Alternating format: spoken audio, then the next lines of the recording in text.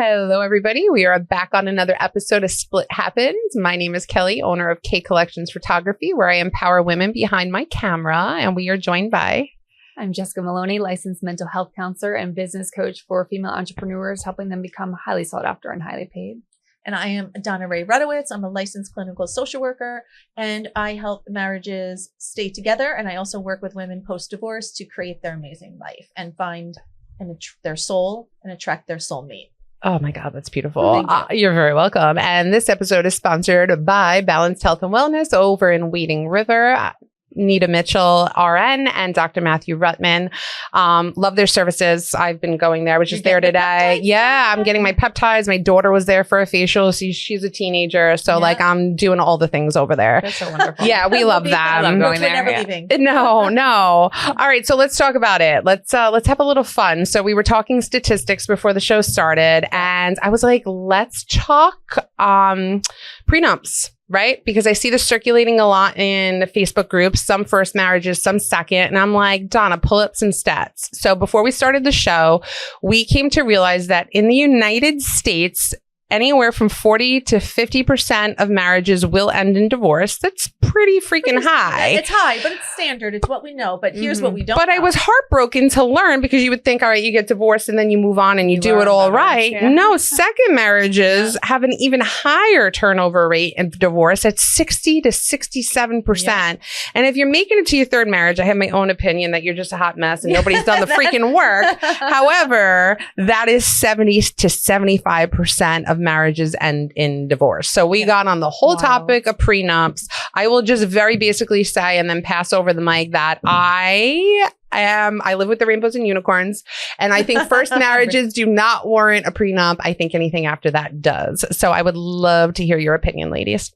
Well, I think we were talking before, and I think it depends on what you have. Mm-hmm. You know, it depends on the assets that you have. It depends on the relationship that you have. I don't think there could be one fell swoop determination. Sure.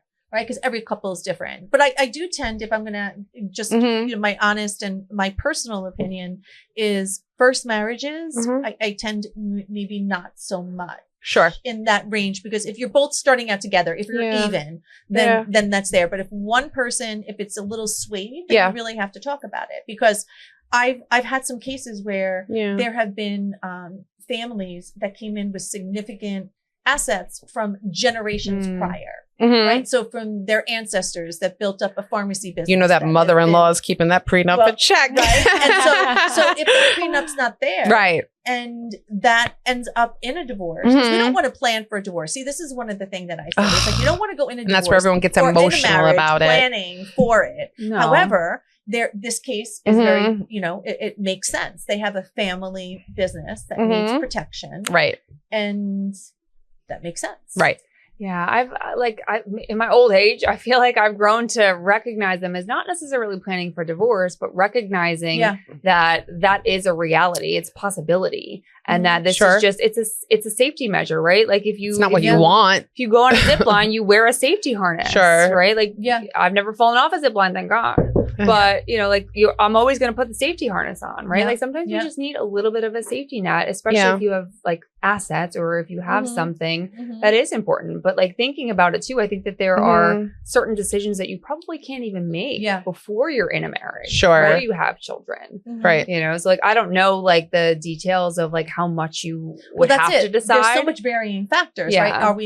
Is it just beginning? Do we have kids? Do we if not attorneys have kids? Want to chime in underneath the comments or like message us, we would love to collaborate and speak with you a little bit and have you in here. They're of course going to, they're going to probably say no, because it's a lot cheaper. No, they're going to say yes. Okay. Yeah. I will also say, I think that society has shifted the need for prenups. I got married in 2011. That was 15 years ago. I think society was different. I was only 27 when I got married. He was 29. We were babies. Like we did not build anything for ourselves prior to getting married. Whereas I feel like first time marriages are a little older. People are career focused. They have already built their 401ks, their investments, maybe already bought their first condo. So when me and my ex-husband got married, we had nothing and we literally built everything together. There was literally no need. We don't come from money, either one of our families. So there was no need for a prenup. So I think that society has also just changed because people are definitely getting married older, having children older, and establishing more of their own lives before meeting their partner. So I think we're going to see that become a little bit more common practice.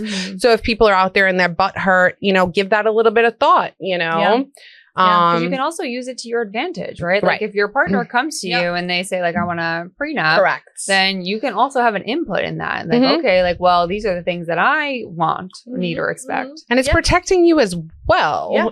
I would like to think that when you do choose a partner, you are choosing them for compatibility, but you also are choosing them for compatibility in regards to the fact that they're bringing equal to the table. So I would like to think that you've probably worked just as hard to build yourself to a certain level. Even if there's a little bit of a gap, you want to protect yourself too. Well, what's interesting, and especially what I see with a lot of women who are highly successful, we're talking CEOs, we're talking surgeons. It's interesting that you would think that this level of a woman would be attracting a high caliber man. Right. And interestingly enough, there's a huge percentage that are that have men that are really, they're the ones that are doing the work. I was just with a woman today who was telling me about her divorce. She's now potentially going to be getting married again. And I love that for her. And she said that her ex-husband, her husband ended up going to the bank at that divorce because she married somebody that was not on her level. I don't know what she was going through when she made the decision to take him on as a partner. I don't know what life did to them to get to that point. But this girl had to pay out her husband. And you know what? I have no problem admitting it myself. Even though my divorce is not final, without getting into details, I work my butt off for everything I have. I'm a hustler. I'm a go-getter. And my soon-to-be ex-husband has blatantly said that he wants half my business. I didn't have that business when we first started the marriage, which is why he feels he's whatever. Entitled to it. But he has no problem like coming after what I've worked for. It's not as traditional as it used to be where the man makes more money. Let's just put it that way. The woman stays home. And I'm not saying I make more money, just for the record. No, but it's true. We're not in traditional times. There's a lot. Women, historically, women were married and stayed in marriages because they needed the support. They needed the income. They needed the structure. Right. Women these days don't need that. They can make their own money. Well, there's so many more women now starting businesses. And like, it's such a beautiful thing to watch. And like, just like the owning of who you are and like choosing to step into the next version of yourself and everything that you get to become because of that, right? Like starting my business allowed me to become like versions of myself that I didn't even know existed. Girl, you're as far as like who you could, like what was possible for you, like what you think now and who you're going to become in the next 3 to 6 to 9 to 12 months. Be vastly different. It's wild. It's wild. So women are starting businesses. They are growing individually, personally at rapid speeds. Right. And if their partner is not willing or able to grow with them, I see a lot of couples growing apart for those reasons because the other person is just not interested in personal growth in the same capacity. Right. So we have to also be conscious of protecting ourselves, even if we love him so much and like he would never do that to me.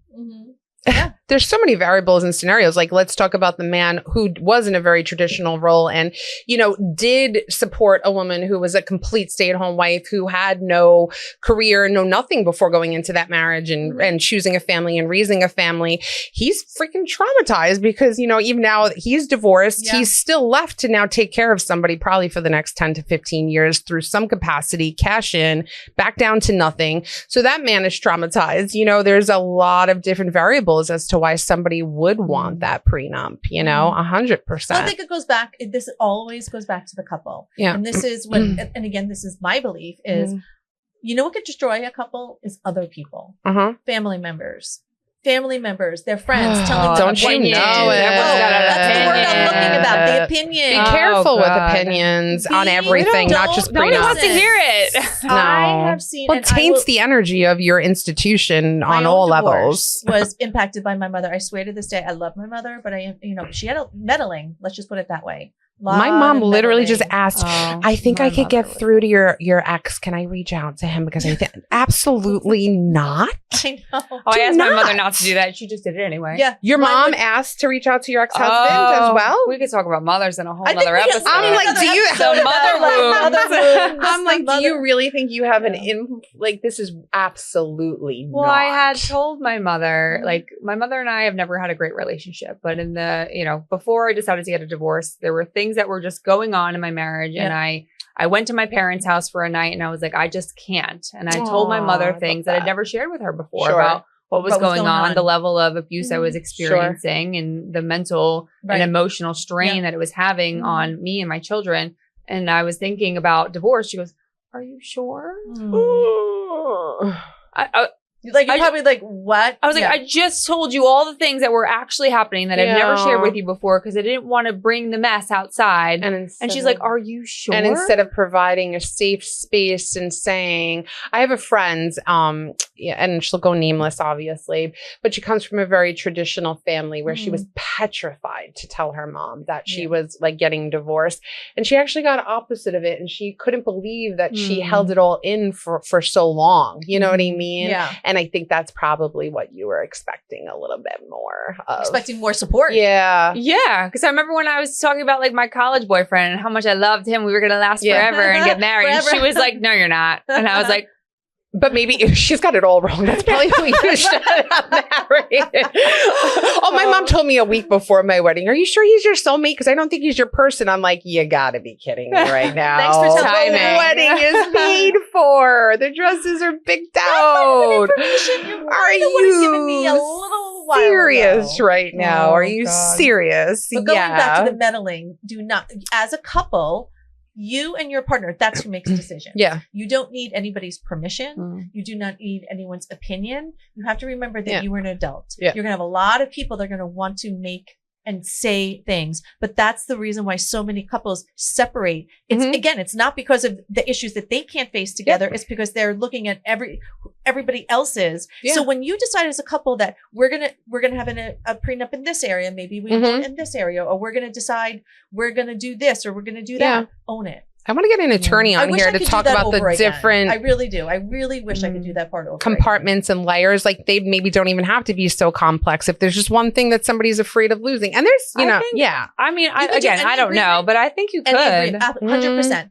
You can make any agreement that makes sense for you, and that's why. And in the event that you want a divorce, you just pull out that paper. There's no litigations. I'm sure there's still room for it. But this is really funny. Sure, this is what I think we should have. We were having this conversation the other day. What happens if we had 10-year renewable contracts? Plenty of people have said that. For 10 years. Right. Well, you renew your license, you renew. And then my friend's like, marriage. how about 3? I think we need to do every 3 years. But I'm saying 10 years, let's do renewable contracts. 7-year itch, I think, is a very real thing. Because for me, that was the, get off the pot or pull the trigger point in dating. And that's when we actually got engaged. But that's a whole nother story. But this is where the prenup would come in, because you would have to make a decision. Again, if you have kids, this is what we need to do for the children. This is what it needs to look like. But I'm into this renewable contract. I don't know. I feel like that would be really stressful. Yeah. Like every however many years, like we're coming up on it. Right. And when it be have this hard conversation. The anniversary, we'd be coming up on doomsday. Is this the day? Right. But having that conversation. Kind of like knowing the day you're going to die. I know. Yeah, it is. But it's kind of gloomy that you say it like that. Being the one that brought up the conversation of divorce, I don't want to have to do that again. Right. I don't want to have, I needed the time that I needed to do it, So I don't know. And so that brings me to another question I want to ask you. I just want to believe in love. Well, that's none of this is even. I know, but there are those good stories, and I don't want to cut you off. I want to believe that. I have another couple that I work with in my mental health business, and I always tell them, I'm like, you guys are the epitome of couples counseling, because every time I see them for a couple weeks, and then I don't see them for a really long time because they fixed it. They know what to do, and they know how to work together to do it. I have a set of friends who have just made counseling a part of their repertoire for the last 25 years. I say to couples, make this one of your date nights, right? A counselor. The co-active coaching. A life coach, Donna, like a relationship coach, right? Yeah. What we do is where you're coming together where you and get that sexy photo shoot. You sit down and get the sexy photo shoot, right? But you sit down, you really do, you kind of connect with each other, and then you go out, you have fun, you go to dinner, you do this, but you make it at least once a month even, or every other week. You make it part of your repertoire, right? Right. You make it part of your priority. Date night. Oh, I really like that. Yeah. Even if you don't have like a professional counselor with you, like making that time to do it on your own. Like I just shared this with a client of mine. I was like, you should do this. Talk about what's going on. Like on purpose. Right? Yeah. I mean, everything. Yep. How you feel, if your needs are being met, your sex life, your, plans for the weekend, whatever's going on with the kids, like all of the things. Right.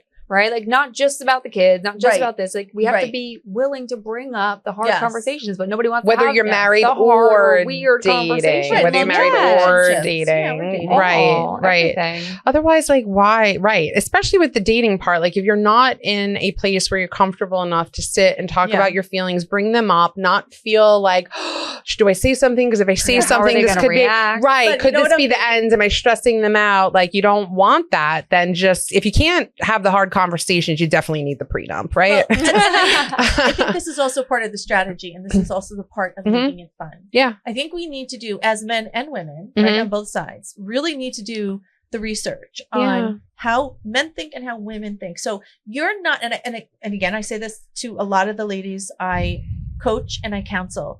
Your husband or your partner is going to be there for certain things, but he's not meant to be your girlfriend. We've talked about this in earlier episodes. If you want to rewind, find a friend, right, to talk to certain things. But it's learning. If I would like a need met, right, maybe my husband isn't, needing one of my needs. Instead of going to him, talking as if you would a girlfriend, right, go to him talking as if he's a man and he's your husband. How am I going to communicate this need in the way that he would understand, not the way that I understand it, but the way he would understand it. Because when you speak to the person in their language, they tend to hone in on that and understand it better. Sure. Right. And vice versa.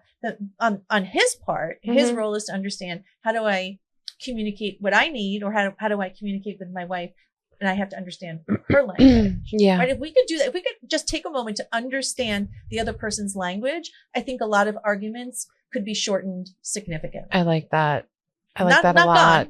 Right. I think they could be shortened significantly. I don't know if I think majority of people just don't have the capacity to think like this. I think a lot of people think from a very self-focused, self-centered, me, and can't see outside of themselves. If you're going to be in a relationship, you got to make an effort to see outside of yourself. They don't have the capacity. I just think they don't have the skills and the tools because no one taught them. Which is why they need your coaching program, and they need to check in with Jess, and then they need to book a photo shoot. and also it's the willingness to do so, because you got to put in the work. Capacity. Right. I really do. I think it's the willingness. I fully agree on that. And how bad do you need that companionship? A valuable one, right? Well, think about it. People are conditioned. You have some people, and again, this goes not for just women or men, but some people are conditioned to complain. Their life has been hard. Well, they say we get more endorphins off of being negative than positive. And you hit a chord in our last episode, and then we could somewhat wrap this up. And this really has nothing to do with prenups, but Jess had mentioned, and I'm sure you bring this up in counseling, it's a matter of what have we seen our entire lives. And my counselor said that to me. She's like, Kel, have you ever seen a healthy marriage? And I was like, no, like I didn't grow up in an environment with a healthy marriage. My parents were not in love. I don't ever remember them being a healthy, air quote, marriage. Well, everybody in my family's divorced. All my aunts, all my uncles, like, no, the answer is no. Then I got divorced. So like being self-aware and wanting to put in the work to break chains too, is a very big deal. What do you like? What's the definition? That's why I wanted to ask you. Compromise. What makes up a healthy marriage? Respect. One answer, one respect, word. willingness to willingness, change, maybe respecting somebody. Adapt is a better word, and all the communication stuff that we talked about last time. But I remember I heard something. I think it was Brene Brown. I love her.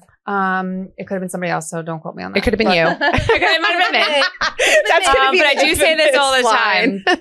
Like she was speaking about couples and dealing with problems, and she was saying how it needs to be the two of you against the problem, not you versus the other one. That is Brene Brown. Okay. You have to be a team. And then she was talking about how if some days you're coming home and you've had a day, right? Like you need to communicate your partner, listen, I'm at 20% right now. So I need you to be 80. Yeah. And if you're not 80, we need to like go to our corners because like I don't have the capacity to, you know, to handle and you it, need to be willing to reverse that role on a given day as well. Right. Yeah. Partner comes home and they're like, this is where I'm at. And you're like, okay, like I can make up for that today. And like that's how you balance each other. I'm at 20. I'm at 22. Yeah. You had help yesterday. I didn't have any help. Or you got to rest yesterday and I didn't. No, we're not going to do that. You know, that's so many times that happens. Right. I would say this is all food for thought so that we do not have to utilize our prenups, you guys. I do or sign 10-year renewal contract. I do just want to go ahead and remind everybody that this episode is brought to you by Balanced Health and Wellness over in Wading River. We want to thank you very much for joining another episode of Split Happens, and we hope that you guys have an amazing weekend. Just before we go, just tell everybody where they can find all of our information. You can find us at splithappensli.com. Have a great weekend, guys. Have a great weekend. Bye.